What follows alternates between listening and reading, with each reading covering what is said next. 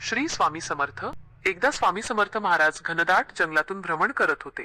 त्यांचे तेजस्वी रूप आणि शांत चाल पाहण्यासारखी होती. चालता चालता त्यांना एका झाडाखाली एक कोळी दिसला.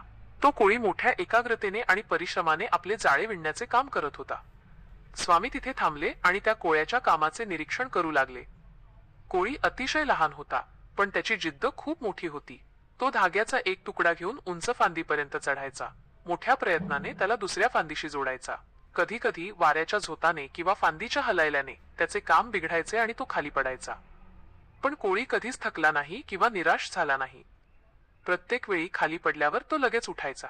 पुन्हा एकदा तो पहिला धागा मजबूत करायचा आणि नव्या जोमाने नव्या मार्गाने पूर्वीपेक्षा जास्त काळजी घेऊन जाळी विणायला सुरुवात करायचा.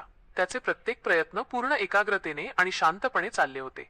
हे दृश्य पाहून स्वामींच्या मनात विचार आला, इतका छोटा जीव, पण त्याची चिकाटी आणि सातत्याने प्रयत्न करण्याची वृत्ती किती मोठी आहे.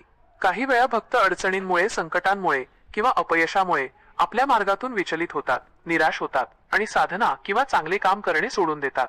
स्वामींनी मनात ठरवले, या कोळ्याप्रमाणेच मनुष्याने कितीही वेळा अपयश आले तरी आपले ध्येय सोडायचे नाही. प्रत्येक अपयश ही एक नवी सुरुवात आहे. श्रम आणि सातत्य असेल तर लहानसा कोळी सुद्धा मोठे जाळे विणून आपले पोट भरू शकतो. मग मनुष्य तर बुद्धीने आणि सामर्थ्याने कितीतरी मोठा आहे. थोड्या वेळानंतर कोळ्याने त्याचे सुंदर मजबूत जाळे पूर्ण केले. स्वामी समर्थांनी त्या कोळ्याच्या निष्ठेला आणि प्रयत्नांना मनोमन नमन केले आणि पुढे आपल्या मार्गावर निघाले. या गोष्टीतील शिकवण. कोळ्याच्या रूपात स्वामींनी जगाला हेच सांगितले की आयुष्यात कितीही अडचणी आल्या तरी भिवू नकोस.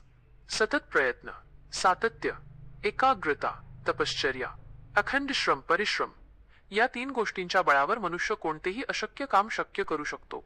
अशाच कधीही न ऐकलेल्या स्वामी कथा आणि स्वामींची शिकवण ऐकण्यासाठी आपल्या चॅनलला लगेच सबस्क्राईब करा आणि ह्या कथेतील स्वामींनी दिलेल्या उपदेशाला नक्की जास्तीत जास्त शेअर आणि लाईक करायला विसरू नका.